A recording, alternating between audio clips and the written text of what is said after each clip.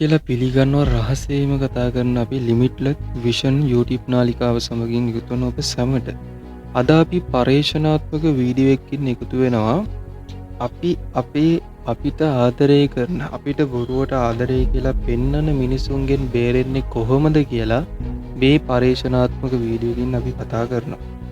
අපි කොහොමද අපිට ආදරය කරන මිනිස්සු හඳුනගන්නේ? ඒ විතරක්ම නෙවෙයි. අපි අපේ ආදරය හොයාගෙන යද්දී කොයිතරම් රැවටෙනවද කියන එක මේ වීඩියෝ එකෙන් අපි කතා කරනවා. ඔයා දන්නවද ඔයාට ආදරය කරන්න ඔයා විතරයි කියලා? ඔයා සමහරක් වෙලාවට හිතලා ඇති අපිට තව මිනිස්සු ගොඩාක් ආදරය කරනවා කියලා. එහෙම වෙන්නේ නැහැ. ලස්සන රූපයට රැවටිලා මුළු ජීවිතේම රවට්ටලා තමන්ගේ දෙමාපියන්ටත් එරෙහි වෙලා මුළු ජීවිතේම වරද්දගෙන කොල්ලන්ට කෙල්ලන්ට තමයි මේ වීඩියෝ එක අරගෙන ආවේ. වැරදුණු තැනින් නැගිටින්න හදන මිනිස්සුන්ට තමයි මේ වීඩියෝ එක අරගෙන ආවේ. ඔයා මේ වීඩියෝ එක ස්කිප් නොකර බලන එක ඔයාගේ වගකීමක්. ළමු මොකද්ද මේ පර්යේෂණාත්මක වීඩියෝ එකේදී මම අරගෙන එන කරුණු කාරණා තුන. පළවෙනි එක තමයි ඔයා වැරදුණු තැනින් අනිවාර්යෙන්ම නැගිටින්න ඕන. මොකද මේ වෙලා තියෙන හැම දෙයක්ම ලෝකේ ස්ථිරසාර දේවල් නෙවෙයි.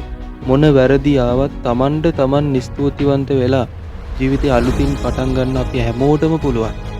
බොරුවට මිනිස්සු ගැන හිතා කාලේ නාස්ති කරනවට වඩා අපිට පුළුවන් අපේ ප්ලෑන් එක නැවත ආරම්භ කරන්න.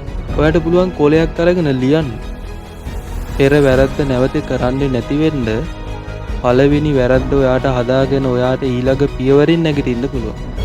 වැරදි තේරුම් අරන් නැගිටින්න පුළුවන්. ඒක තමයි ගොඩක් වැදගත් වෙන්නේ. ඔයා වැරද්ද තේරුම් ගන්නේ නැතිනම් ඔයා වැරදි කරන ඔයාගේ වැරදි ඔයාට පේන්නේ නැහැ. මොකද ඔයා හැම තිස්සෙම හිතන්න ගන්නේ ඒ කරපු වැරද්ද ගැනමයි. ආදරයෙන් අපිව රවට්ටන මිනිස්සු අන්න ඒක අපිට කරේ. අපි ආදරයෙන් විනාශ වෙලා යද්දි අපිට ආදරයෙන් වෙන්න අපිව රවට්ටපු මිනිස්සුන්ට තියෙන එකම පියවර තමයි අපිට ගන්න තියෙන අපේ සිහිනයට යන්න තියෙන එකම පියවර තමයි අපි නැවත නැගිටින එක. ඔයාගේ පෞරුෂය හදාගෙන ඔයා නැගිටින්න අවස්ථාව දැන් ලැබිලා ඉවරයි. ඔයාගේ සිහිනයට ඔයාගේ යථාර්ථයක් නොවුණු සිහිනයට දැන් යන්න වෙලාව හරි. ඔයා අනිවාර්යයෙන්ම මේකට බුද්ධිය සහ හදවත අතර තියෙන ගැටුම අවබෝධයෙන් තේරුම් ගන්න ඕන. එහෙම වුණොත් තමයි ඔයාට පුළුවන් ඔයාගේම ගමනක් හදාගන්න. ජීවිතේ හොඳම කාලේ එනකම් බලන් ඉන්න එපා. තුන්වෙනි එක තමයි ඒක. මොකද ඔයා වයස මුහුකුරා ගියොත් ඔයාගේ ජීවිතේ ඔයාට ඉඩක් පහඩුවක් නැති වෙනවා තීරණ ගන්න. මලක් වුණත් ලස්සනට පිපෙන්නේ මොන හේතුව පදනම් කරගෙන කියලා ඔයා දන්නවා. මලක් වුණත් ලස්සනට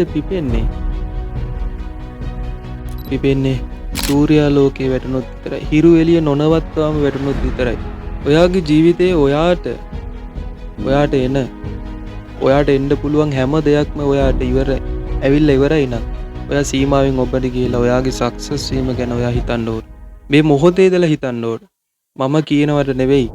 ඔයාගේ ජීවිතේ ඔයා සාර්ථක වෙන්න අවශ්‍ය වන හැම දෙයක්ම දැන් ගන්න ඕන. මේ මොහොත තුල ගන්න ඕන. ඔයාට ඔයා සීමාවන් හදා ගන්නවා නම් ඔයාගේ සක්සස් වීම ගැන ඔයාට තර්කයක් නැතුවම ගොඩනගා ගන්න පුළුවන්.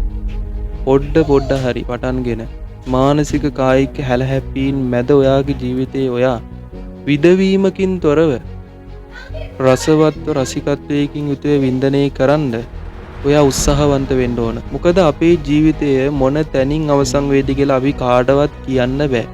නිදහස, සතුට, සැප සම්පත් තිබුණ කියලා අපේ ජීවිතය අංග සම්පූර්ණ වෙන්නේ නැහැ. එහෙම හිතනවා නම් ඔයා ගොබ්බ මෝඩයෙක් කියලා ඔයාව හිතා ගන්න ඕන. ඔයා අංග සම්පූර්ණ වෙන්න නම් ඔයාට ඕන රියල් මැනේජ්මන්ට් එකක්. ඔයාගේ ජීවිතේ මූල්‍ය කර්මනාකරණයක් ඔයාට අනිවාර්යයෙන්ම තියන්න ඕන කියන එක ඔයා හොඳට මතක තියාගන්න මෙතන. අපි හැම තිස්සෙම සල්ලි පස්සේ මූල්‍යමය කර්මනාකරණය ඇතුලේ අපි හිර වෙලා ඉන්නේ. අපි ඒ දේවල් හරියට භාවිතා කරන්නේ දන්නේ නැති හින්දා. ගොබ්බ මෝඩ තුම්මෙහි මිනිස්සු හැමතිස්සෙම හිතන්නේ සල්ලි ගැන විතරයි. සල්ලිම නෙවෙයි මේ ලෝකේ නිර්මාණය කරලා තියෙන්නේ.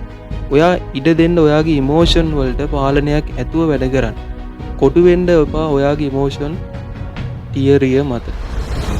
හරියට නිකන් ඔයා ඉමෝෂන් වලට හිර වුණොත් ඔයාට හරියට අර කන්දකින් පල්ලෙහාට වැඩිලා පොදු වැට පේලීම විනාශ වෙලා ගියපු මිනිසෙක් විදිහට තමයි ඔයාට සමාජයට මුහුණ දෙන්න සිද්ධ වෙන්නේ. ඔයා ඒක හොඳට මතක තියාගන්න ඕන. ඒ නිසා ඔයා මිනිස්සුන්ගෙන් බේරිලා නයි වගේ මිනිස්සුන්ගෙන් බේරිලා ඔයා කවදා හරි ඔයාගේ සිහිනයට යන්න පාර කපා ගන්න ඕන. ඒ යන සිහිනයට මේ වචන ටික උපකාරයක් වෙන්න ඕනි කියන එක මතක් කරන ගමන් channel එක තවත් subscribe කරලා නැත්නම් දැන්ම subscribe කරන්න. ඉදිරියටත් මේ වගේ පරේක්ෂණාත්මක වීඩියෝ එකකින් හමු වෙන තුරාවට ඔයාට ජයෙන් ජය වේවා. good luck.